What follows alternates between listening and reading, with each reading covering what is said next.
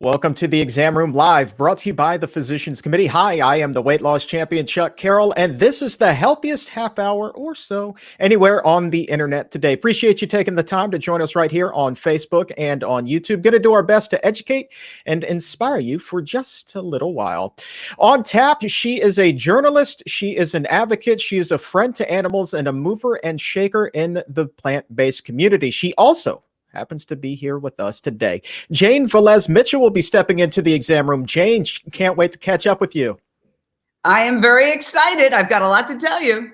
Oh, and I got a lot to listen to, so stand by. Going to come to you in just a little bit. And also today from the Barnard Medical Center, Dr. Vinita Rahman is here with a look at new research out of Europe examining underlying conditions and COVID-19, what the new numbers show, and how changing your diet can improve your chances of a healthy recovery. Dr. Rahman, can't wait to speak with you. Thank you, Chuck. Plus, she's going to be answering your questions as we open up the doctor's mailbag. So if you want to noodle over nutrition, go ahead and drop your question in the comment section right now.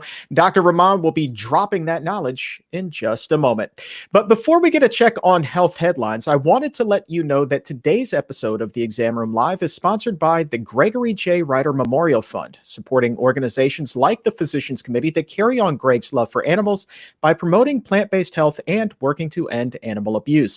You can visit the Gregory J. Ryder Memorial Fund online at gregoryryderfund.org. That's Gregory Ryder, R-E-I-T-E-R, fund.org.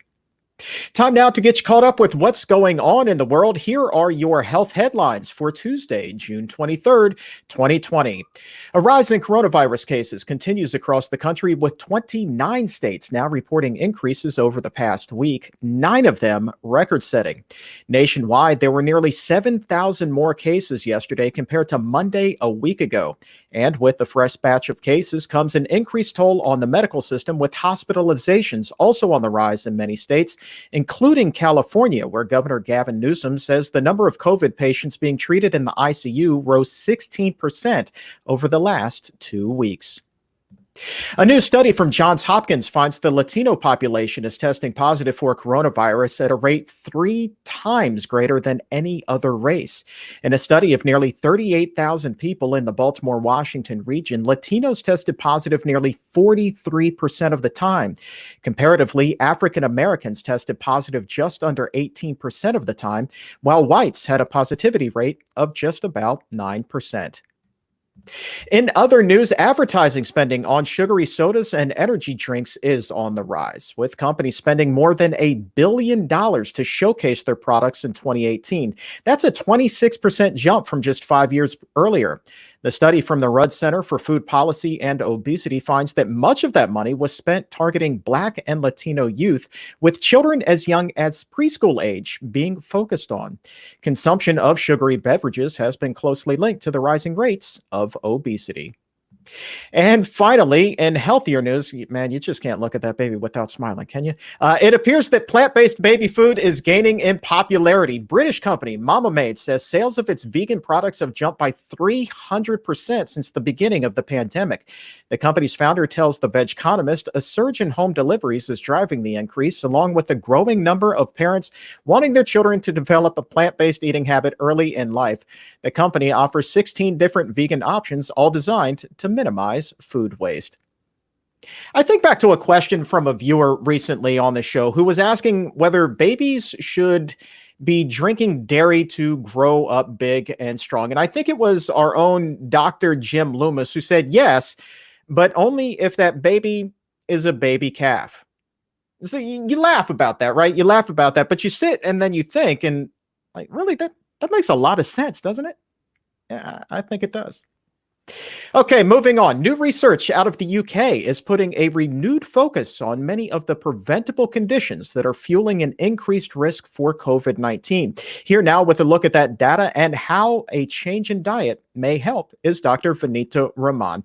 Dr. Rahman, appreciate you being here. What is this new research showing us? Yeah, thanks, Chuck. Thanks for having me. So this is a study out of the UK where they looked at hospitalized patients and to see what their comorbidities were like. So we'll go ahead and share that PowerPoint with our viewers right now.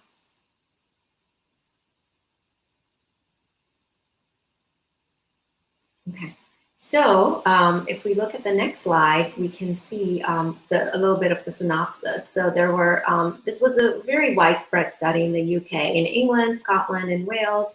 They looked at over 16,000 patients in 166 hospitals, and they found some interesting trends that once someone started to develop symptoms, the median time to hospitalization was about 4 days. And the average hospital stay was about 7 days. And 17% of those who were hospitalized required ICU level care. And let's break this down a little bit more. And when they look at the characteristics of these persons who were hospitalized, the average age was about 72 years. And only 2% of those hospitalized were under the age of 18. This is something we know with this virus, that it tends to spare the young, relatively speaking, and older persons are at a higher risk. Only 1% were under the age of 5, and the breakdown is 60% men and about 40% women for the hospitalized patients, which is what we've seen in other research studies, that men are affected more than women. And then the question was, what kind of comorbidities did people have? And when we look at their data, about 29% had cardiac disease, 19% had diabetes, 19% had asthma or COPD. Chronic pulmonary disease, except asthma was about 19%, and then 14% had asthma. But I think this last statistic is what caught a lot of headlines, is that 47% did not have any documented comorbidity. So that was a little bit alarming, because we've been hearing about how comorbidities increase the risk, but here about half of the people hospitalized did not have comorbidities. And then what this research team did was they broke this down based on, so when someone is hospitalized with an illness, they can receive different levels of care. They can go to what we call a general hospital ward, meaning they're stable, but they do need hospital level care. Or they may need intensive care because their blood pressure is unstable, or they're not breathing adequately on their own. So they may require intensive care. And then within intensive care, there will be a subset who will require a ventilator because they're no longer able to maintain oxygenation on their own, and they need support from the ventilator. So what the research team did was then break down the different levels of care and see how that correlated with clinical outcomes. So when we look at the patients that were hospitalized in general wards, the blue areas are the percentage that were discharged. So 55% were discharged. And then we see that in the ICU, 31% were discharged. And of those who needed ventilator support, 20% were discharged. And then the orange box there signifies how many required ongoing care at the time of the study. So the research team isn't able to say if they were discharged or if they died, because we just don't have that outcome yet. About 13% in the wards, 24% in the ICU, and 27% on the ventilator. Then the gray area is the percentage who died from the infection. So in the hospital wards, about 31% died, 45% in the ICU, and over half of those who were on a ventilator. So this is sort of a trend that we've seen in other studies too. And overall, I show you in that last column, but that's less important than where the point of care was for each of these people. Now, what's interesting is, the headlines were that 47% of those hospitalized in the UK had no comorbidities. While that's true, it's really important to also see what the situation was like for those who died. So we know that for those who died, the median age was 80 years, and 12% of them had no comorbidities. So again, the predominant number of deaths do occur in individuals who have one or more comorbidities. And I thought it would be interesting to look at some other studies to sort of put this in perspective. So a study came out of Italy, and this research team studied 355 patients who died from COVID-19 The average age was very similar to what we see in the UK, about 80 years, 30% women. Again, men are disproportionately impacted. And then there we have a breakdown of the comorbidities like ischemic heart disease, which is basically heart attack, diabetes, cancer, irregular heart rhythm, dementia, or stroke. But what's really important is that last line that I highlight there, that of those who died, only 0.8% had no chronic disease. So this is really important. So once again, this highlights that chronic diseases are such a risk factor for death and morbidity with COVID-19 that we really do need to focus on those. And then this is another study from China, from their CDC, and they looked at their population where there were about 44,500 confirmed infections.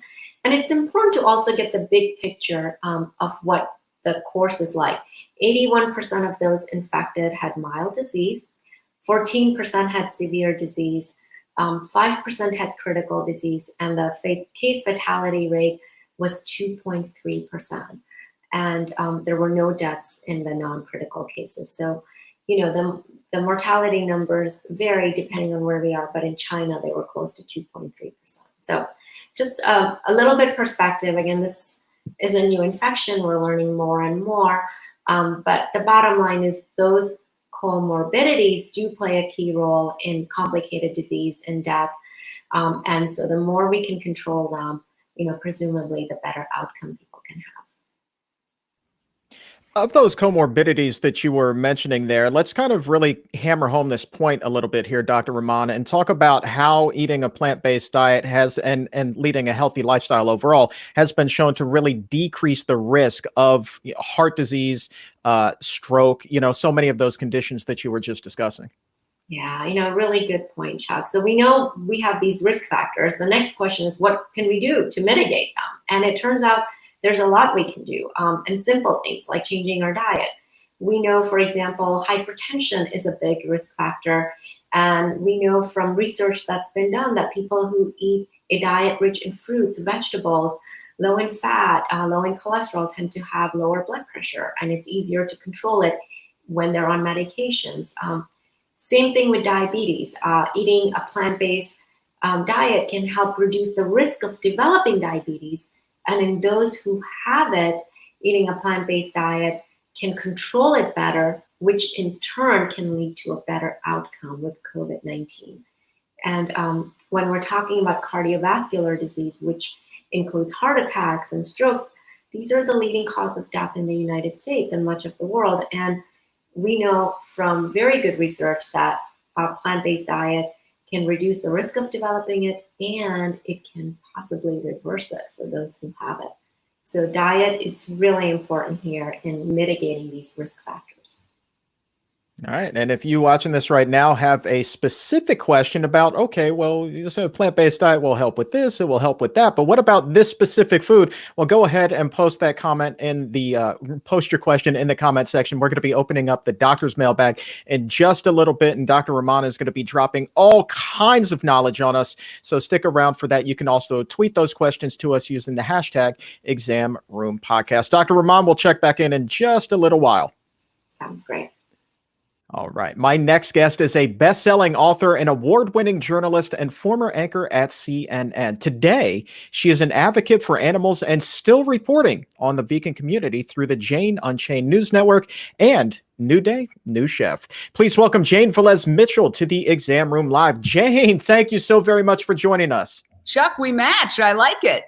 I know. We got the memo. It was fantastic. Thank you.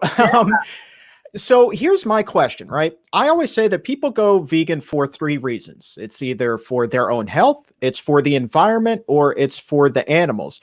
And for you, I'm guessing that it's really the latter. Can you walk us through your motivation toward gravitating toward a vegan lifestyle? Well, my mom, who lived to 99 and a half, so I'll give her 100, was born in Vieques, Puerto Rico, and she had a pig. She thought of this pig as her friend, and it turned out that the pig was a food pig and was slaughtered. She fainted very young, maybe 9, 10 years old. When she woke up, she shunned meat. She came to New York, formed a successful dance troupe. Anita Velez Dancers was the last of the vaudevilles. She was born in 1916, as was my dad, who was Irish.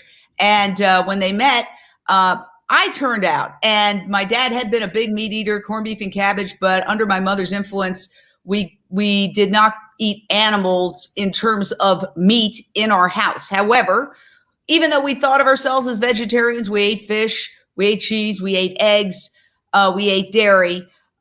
We were on the journey, but we were far from completely plant-based or vegan. But nonetheless, as I was growing up, I had the very distinct knowledge that animals, that burgers didn't fall from trees, that chicken wings didn't fall from trees, that there were animals involved. And just that basic understanding that animals have to be killed in order to make meat was a really important, I think, thing to tell kids. You know, often kids, when they find out that what's on their plate came from an animal they love, they become distraught, and then their parents, misguided parents, reassure them.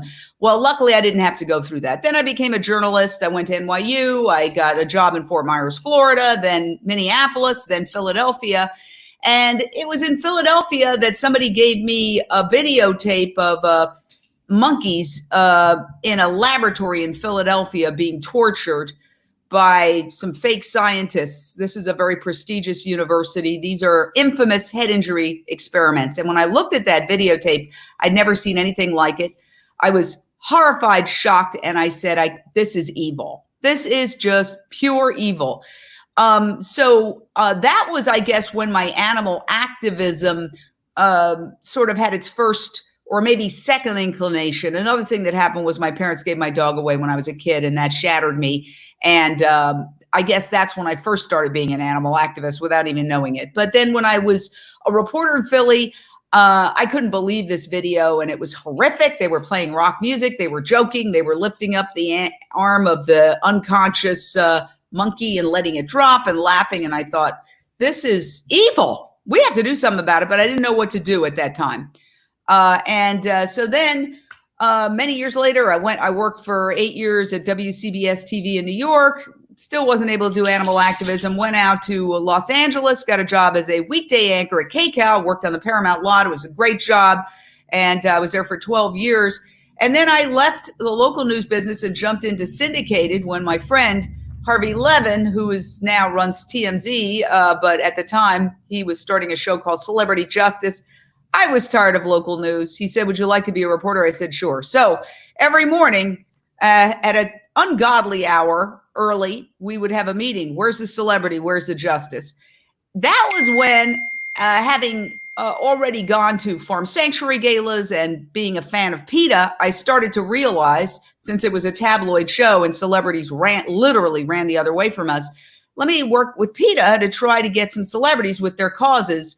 So I could say the celebrity is XYZ, the justice is whatever their cause was. And we were able to do a lot of stories where, believe it or not, celebrities, even Robert Redford, wanted to talk about the military sonar of the whales, the military sonar devastating the whales, would shove aside their publicists and say, I want to talk because this is something I'm very passionate about. So we won a couple of Genesis Awards for that. Then I ended up covering the Michael Jackson trial in Santa Maria. I was on CNN Headline News all the time. I was on Larry King Live the day of the arraignment, the night of the verdict. And I ended up getting my own show right before Nancy Grace. And when I got the show, I said, would you mind if I did an animal segment once a week? Very innocently, in which I was innocent. It's good. It's innocent to try to speak for the animals. And they said, we don't see a problem. Now, this was CNN Headline News. So we were kind of the other channel associated with CNN. And I did for 6 years, pretty much every Friday, an animal rights segment. Maybe they thought it was going to be pet adoptions, but we were showing pig gestation crates. We were showing the Hallmark undercover footage of, down cows being dragged. We were showing laboratory animals. We were showing all sorts of hardcore animal rights content. And we were also able to interview the burgeoning and up and coming vegan products that were just coming on the scene, because I was there from 2008 to 2000. late 2014. For example, I was the first person to interview, he told me that, so I'll take his word for it, Josh Tetrick, when he was starting Just Mayo.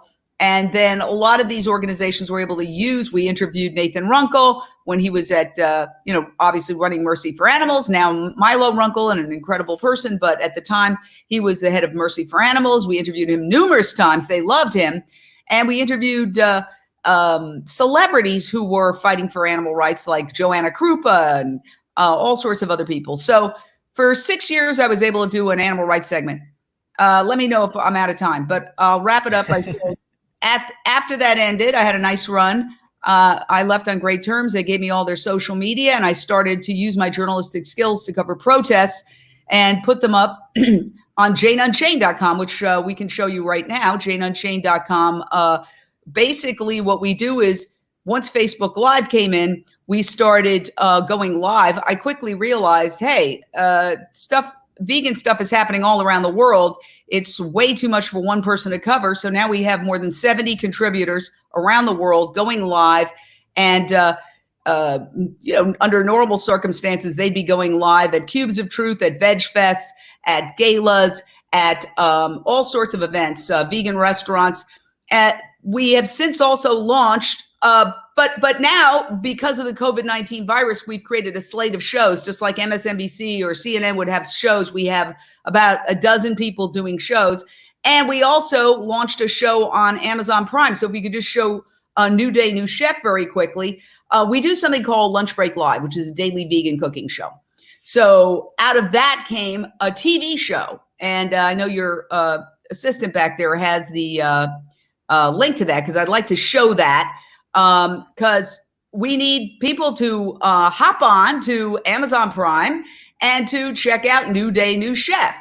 There it is. It's a fabulous show. And we just partnered with Maggie Baird to do a second season. If you scroll down, you'll see the first season. The first season is amazing. And it's got Dotsie Bausch, the vegan Olympian, Lori Allen, and Ali Eisman, Chef Babette, Audrey Dunham, who's an incredible chef and the wife of the famous ventriloquist Jeff Dunham, all sorts of celebrities. Then, and not to mention bodybuilders. Then this season, which just launched today, is New Day, New Chef Support and Feed Edition, where we are helping vegan restaurants stay open and at the same time feeding people in need. So Support and Feed Edition, Support and Feed was created by Maggie Baird, who happens to be Billie Eilish's mother. If you scroll down, you'll see her right there. And if you want, you can listen to her describe the show for 10 seconds.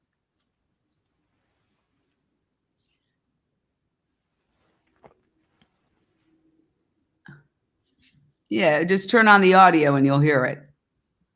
Anyway, yes. There's Billie Eilish, is mom, and Billie Eilish is a vegan. So is her brother Phineas, and Maggie Baird is their mom. She's a very bright, committed artist in her own right, actress, and a vegan activist. So she's the one who came up with this idea of Support and Feed to get us to donate money to vegan restaurants. They can stay open. They can make food for people in need, people in homeless shelters, children, the Boys and Girls Club. People are hungry right now. So that's what we've been up to.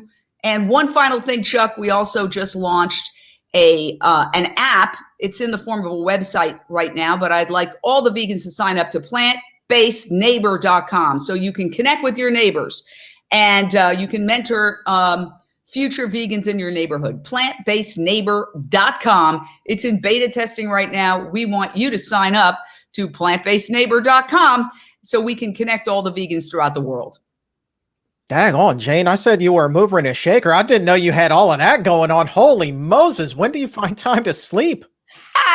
Well, I was in the news business for 40 years and you work constantly. I think I went to lunch maybe a dozen times.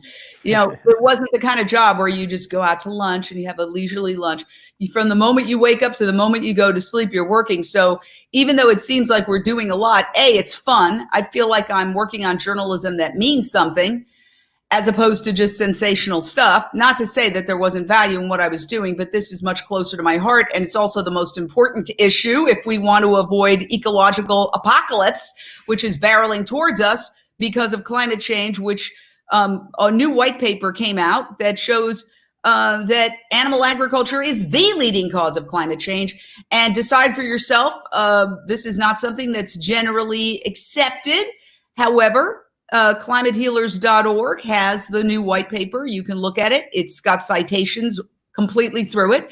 And Dr. Silas Rao, we also did a documentary on him that's also on Amazon Prime called Countdown to Year Zero.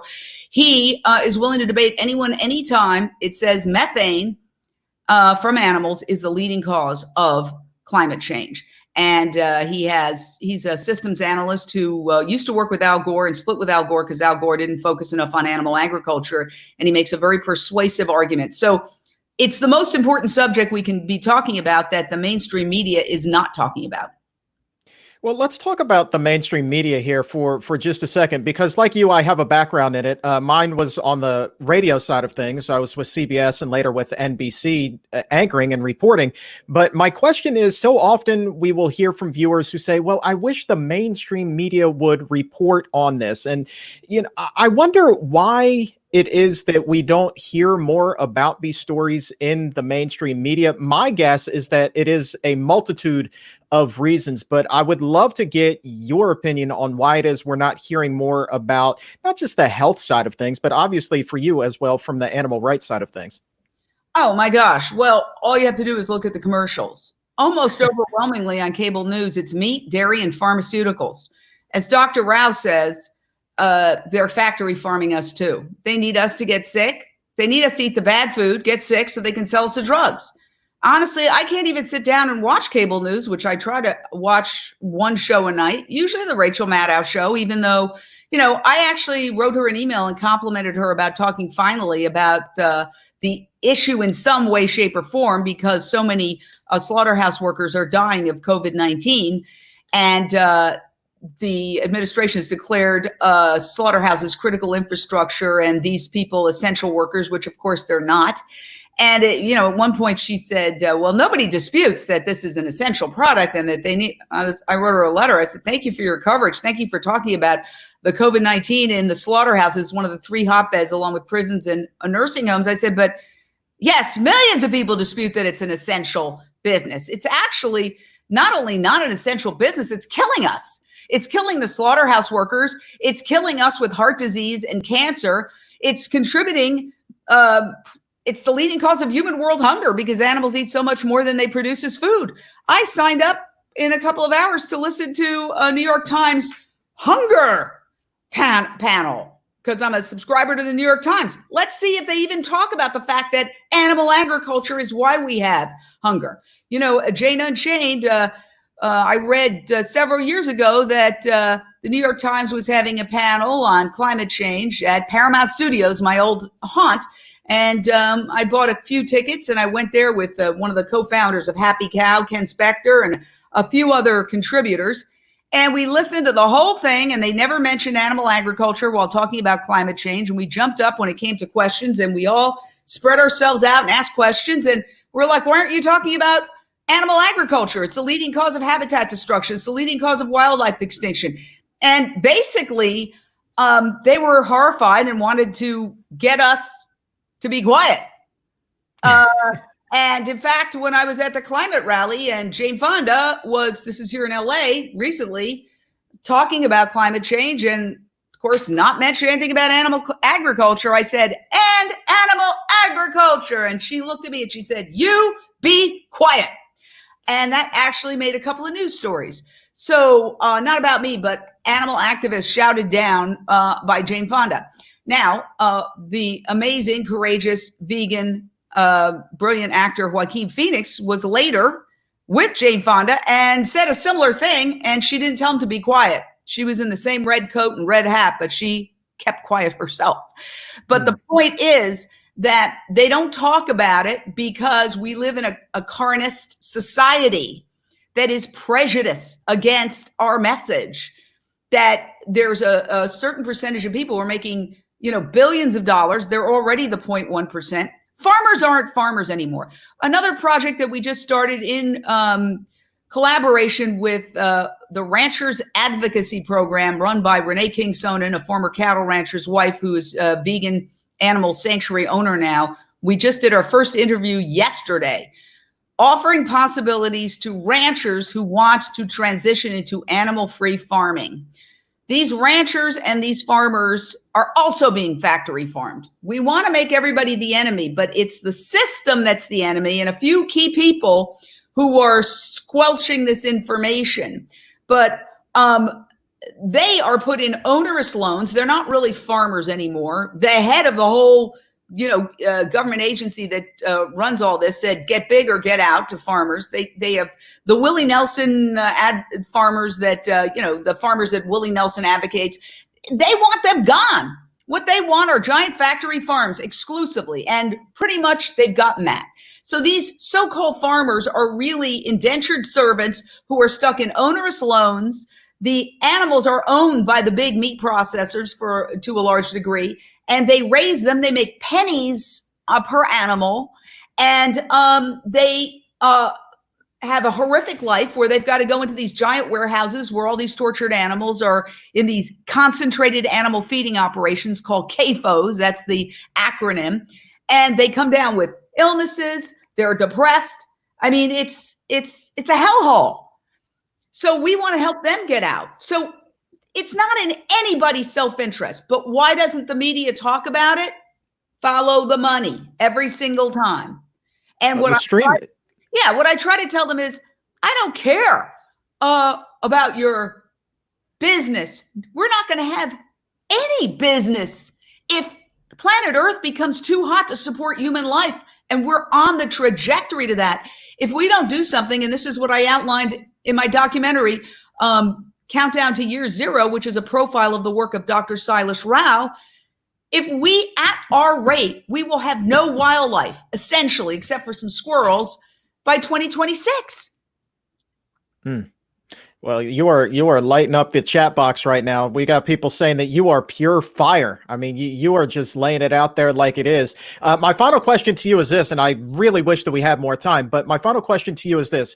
With it being all about the money, and money obviously dictating content that we see on the news, but now we're also hearing reports about the plant-based products really being on the incline as far as sales and interest and consumer interest. Like, if things continue in that direction, does that give you any sense of optimism that we might see the tide turn eventually? Obviously, it's going to be a slow process, but does that give you hope for a brighter future at some point? I have hope. That's why I did the documentary on Dr. Silas Rao, because he said, and I was at Renee King Sonnen's Texas sanctuary, and he was in front of a giant field, and I was going live with my phone. We shoot everything on our phones. And he said, we are going to create a vegan world, and we're going to do it by 2026. And we know why we have to do it. All we have to figure out is how. And rapid social change can occur. Look at the moon landing. When JFK said we're going to put somebody on the moon, everybody scoffed at him. Less than a decade later, we were on the moon. Look at gay marriage. People said, oh, that'll never happen. Now it's happened. He used a whole bunch of examples of rapid social change. So right now we're seeing a disruption of the old order with COVID-19. Dr. Rao says this is Mother Nature doing an intervention and telling humans, go to your room, think about what you're doing, and either come out evolved or we're all going to collapse and die. And so this is really an opportunity. The farmers, now that there's bottlenecks in the slaughterhouses because of COVID-19, and some slaughterhouses, the farmers are having to kill their own animals. They're coming to terms. It's a lot easier to send your pigs off to be slaughtered somewhere else and put the blinders on than have to kill them yourself in horrific ways that the media falsely describes as euthanasia. It is literally torture. The video is impossible to watch. It's the stuff of nightmares. So farmers are coming to terms with the horror. People who consider themselves progressive. Oh, you really want somebody to go in there and get COVID-19 and die and infect their entire family and their entire community so you can have a chicken wing? You call yourself progressive? You're lying to yourself. Now, also environmentalists, thanks to Joaquin Phoenix, standing up there and getting all these awards and saying, let's acknowledge animal agriculture's role in climate change. So the society is getting disrupted. There's a break in the dam, but every single vegan needs to double down. And that's why I try on all cylinders, instead of begging the mainstream media for coverage. And, Insanity is doing the same thing over and over and expecting a different result. Let's go around the mainstream media. Amazon Prime is not advertiser-based. It's subscriber-based. So we have New Day, New Chef, which I hope you watch on Amazon Prime, as well as our documentary Countdown to Year Zero. Obviously, you go on the internet. If we all got together with PlantBasedNeighbor.com and started communicating with each other, when they have a big dead animal fest here on the 4th of July, which may or may not happen because of COVID-19, but I have to smell the smell of dead animals, I will now have vegan neighbors, and we can organize our own vegan cookout in the same neighborhood and show people options, because everybody is vegan. They just don't know it yet. And some of them are in denial, but everybody in my neighborhood is an animal lover. They love their dogs. They'll do anything for their dogs. All we need is that crack, the law of unintended consequences. Let me say this, people, and there's still horses being abused. Please stand up for those poor horses that the BLM wants to wipe off the face of the earth. But people advocated for horses for a long time, and then the electric carriage came along. We are seeing massive disruption right now. We need to take advantage of it. Every single person needs to double down, because this is our moment. We need to support the vegan restaurants, go to Support and Feed, watch, really let everybody know in any way, shape, or form that animal agriculture is completely 100% morally bankrupt, and it must end, whether you care about your own health, about climate change, about workers' rights. Right now, Jane Unchained is involved with LULAC, the nation's largest Latino civil rights organization, in a meat boycott. They've already done Meatless May, and they want to extend it. Now, meatless in solidarity with workers. I don't care why somebody goes meatless or boycotts meat. I don't care if it's in solidarity for the workers, for their own health, for climate change, or just because they like the taste of vegan food. We need to form coalitions. Let's embrace all these people now we have a shared goal. We are working with LULAC to have a news conference coming up soon to announce a national meat boycott in solidarity with the workers who are dying. Well, Jane Velez Mitchell, you are indeed pure fire. I would love to get you back on the show sometime soon. I feel like we have really just scratched the surface of where we can go with this. Scratch. Yeah. I mean, I want to say PCRM is such an incredible organization because they have the credibility to make these arguments. I'm not a doctor. So when I make these arguments, yes, I can be fiery and passionate, but it doesn't mean the same thing as a doctor like Dr. Neil Barnard or Dr. Milton Mills or Dr. Michael Greger, all the incredible doctors you work with making these arguments. People listen because they're doctors. So I think PCRM is one of the most important organizations on the planet, and I love them, and I will do anything I can to help PCRM and everybody, help PCRM because they are on the front lines, truly. God bless you, Jane Velez Mitchell. We will talk to you again soon. Check her out, JaneUnchained.com. And of course, New Day, New Chef. Check that out over on Amazon Prime. You are one in a million, Jane Velez Mitchell. Thank you so very much for your time. Love you, Chuck. Talk soon. All right. Now, I don't know how we follow that up, but we are sure as heck going to try. If you have a nutrition or health-related question, go ahead and post that in the comment section right now. Time to welcome Dr. Vanita Rahman back to the exam room live as we open up the doctor's mailbag. Dr. Rahman, before we field the first question, let's talk about health issues surrounding meat consumption. That was a big chunk of what Jane was just talking about there, is animal agriculture here. So in your opinion, as a physician, knowing what you do as a doctor, if the entire world, say, let's just go big here, if the entire world were to take meat off of their plate, what would the net effect be on global health? That it would be tremendous, Chuck. Animal-based foods are problematic for many reasons. So if we forget even the environmental impact that Jane so eloquently stated for us, if we just look at the health issues for us, they're tremendous. We know that animal-based foods are high in cholesterol. They raise our risk for cardiovascular disease. They contain known carcinogens In fact, the World Health Organization has said that processed meat is a type 1 carcinogen, the same as that in asbestos or cigarette smoke. So, and that red meat is a probable carcinogen. So we would reduce the rates of cardiovascular disease, cancer, leading causes of death around the planet. We would curb the obesity epidemic, the diabetes epidemic, lower our blood pressure. And I can go on and on about the benefits, but it would be tremendous. And an increasing number of experts and societies are recommending a shift towards plant-based foods for this very reason. All right. First question comes to us from R. Carter, wondering about children's nutrition. This was in the headlines earlier in the show. Wondering specifically about toddlers 2 and 4 years old. How much beans should they eat and how much cacao powder is allowed? I'm assuming that maybe they're making a chocolate bean smoothie. Yeah, or a chocolate hummus, so many options. I would, first of all, it's terrific that you're even introducing your toddler to this food. Beans at such a young age, because the majority of American children are not even consuming legumes. It's not even on the radar or ever shows up on the plate. So good for you. I would go with whatever your toddler likes and enjoys, make it age appropriate in terms of flavor and size. You can make it as a hummus. You can give them in a casserole, a soup, so many things.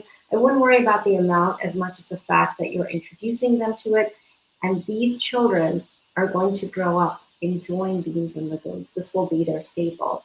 And as far as cacao powder, again, it's so much healthier to use cacao powder than chocolate, which has added fat and sugar. So you can, again, I would just be mindful. I wouldn't give too much because we don't want our young children reaching for something chocolatey as opposed to non-chocolatey things like broccoli or Brussels sprouts. We want them to enjoy those foods too. So just being mindful of that, moderating it will be the key. All right, next question comes to us from Emily at 1240. She writes, I have the BRCA gene. I'm already whole food plant-based. What else can I do to reduce my risk? Yeah. Some other things you can do, Emily, are avoiding alcohol. We know that alcohol plays a role in cancer development, especially for women. No amount of alcohol is safe. And recently the guidelines issued by the American Cancer Society said we shouldn't consume alcohol for this very reason. It increases the risk for cancer. Getting regular exercise is always important. And then I think you're doing the best thing you can, which is eating a plant-based diet. And then I would say also work with your healthcare provider as far as regular screenings or checkups, and we don't want to skip those. How great is this? This is from Molly Swanson. She posted this, just more of a comment than a question. Why we went vegan. High cholesterol. My boyfriend's total cholesterol dropped from 236 to 165 in 3 months. And hers, she says, is now 130. As you're working with patients, Dr. Rahman, these cholesterol drops that you've seen, I'm sure some of them are even more eye-opening than what Molly was talking about. Yeah. This is really terrific. And I congratulate Molly and her partner for making this change. When we the most commonly prescribed medication for cholesterol is a statin drug. And with statins, the average reduction is about 30%. So we can see with Molly and her partner, they're going well beyond that without the cost or the side effects of taking the medication. So this is great. And the reason it works is because plant-based foods are naturally cholesterol-free and animal-based foods are high in cholesterol. So when we reduce cholesterol from our diet, our dietary cholesterol goes down. All right, let's tap into your maternal instincts here. Question from Best Health Lifestyle. How do I convince my 6-year-old sister to stop eating animal products and try whole foods? 6-year-old sister. Okay. Yeah. So several things. Experience with my kids and with kids in general is kids don't always grasp the health aspects of going plant-based. We talked about the environmental reasons, the ethical reasons, the health reasons, or even athletic performance. For kids, the one that appeals the most is ethical reason.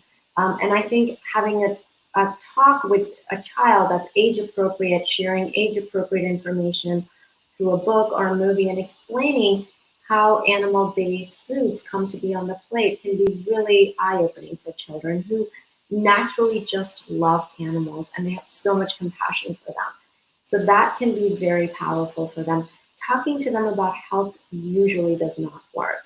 But on another note, we know with children on practical level, just introducing them to new foods. Children naturally gravitate to certain types of foods and they reject new foods, but being persistent, offering it, and doing it without any pressure, without any positive or negative pressure is the most productive way to do that. And being a good role model. As they watch you enjoy the food, they start to associate it with a positive emotion, and then they're more likely to reach for it. Question from Molly at 1243. Why are my hair and nails growing faster on a whole food plant-based diet? That's an interesting one, and she's actually not the first one, Dr. Rahman, that I've heard say that. Yeah, it's hard to know why that's happening, Molly. One of the reasons could be maybe changes in your thyroid function that may or may not be related to changing your diet. We know that when people have low levels of thyroid, their hair growth slows down, everything sort of slows down in the body. So maybe, if you had a thyroid disorder, maybe that improved. We know sometimes people can have these low levels of endocrine dysfunction that can reverse with a plant-based diet. That could be it. And then, this is an evolving science, and I'm sure with time we'll learn more. And final question comes to us from Maribel at 1244. What are the best ways to deal with melasma and varicose veins on a plant-based diet? Do you know of any connection there? Yeah, so these are both so difficult conditions to treat. They're very frustrating. They predominantly affect women, but they can impact men too. Melasma is a discoloration that happens in the skin. Skin becomes hyperpigmented. And we don't know what causes it. The treatments are not particularly great. They don't cure it. They temporarily bleach the skin, but then the pigment returns. Melasma may be related to hormonal imbalance. And we know that, especially for women, related to menstrual cycles or birth control pills or hormone replacement therapy. So if you're struggling with melasma, it might be worthwhile to talk to your healthcare provider and see if maybe your medication could be playing a role in it.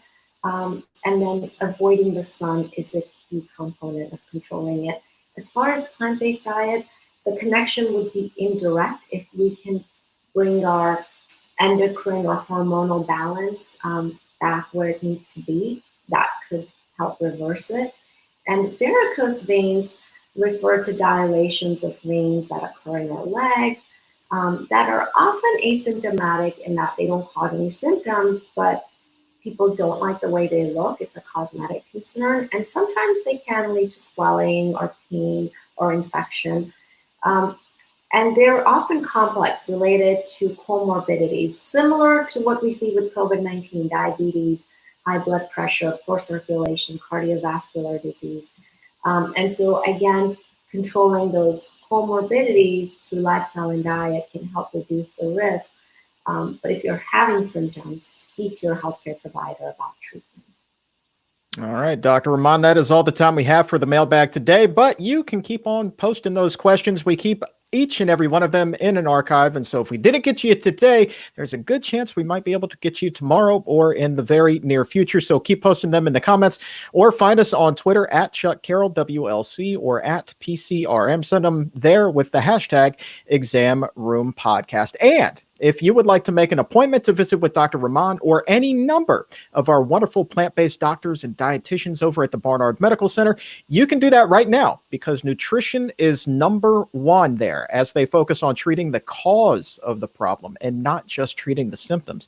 And really also take a close look at your diet, get in there and fine-tune some things and get you on track toward a healthier future. Now accepting new patients across the country via telemedicine, the 21st century doctor's house call. Barnardmedical.org is the website to go to, or pick up the phone and call 202-527-7500 to schedule an appointment. If you live in California, New York, right here in Washington, D.C., Maryland, Virginia, Missouri, Arizona, Colorado, Massachusetts, or Kentucky, any number of those locations, you can make that appointment today. We're looking and hoping to add new states in the very near future. So barnardmedical.org or 202-527-7500. And Em, I don't know if you can share this picture one more time. I just think like we could just, this picture that I'm trying to, doesn't that just make you smile? I mean, for goodness gracious sakes, like look at this baby, right? This is, this is just so great. It's impossible not to see this and smile. So consider that your daily dose of happiness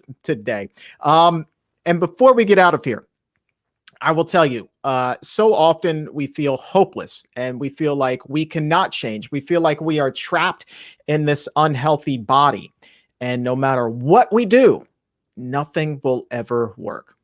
Well, nothing also could be further from the truth, because on the Exam Room podcast today on Apple Podcast or Spotify or Stitcher, I sat down for an interview with Dr. Ted Barnett, aka Dr. Veggie, aka the high-tech doctor with low-tech solutions. Lots of gimmicky names, but really one big result, and that is within 15 days, you can dramatically transform your health and eliminate and get on the healthier path to finally conquering the obesity beast, lowering your blood sugar, lowering your risk of diabetes, heart disease, so many things. Become that healthier person that you always thought that you could be, but you always thought that it was impossible.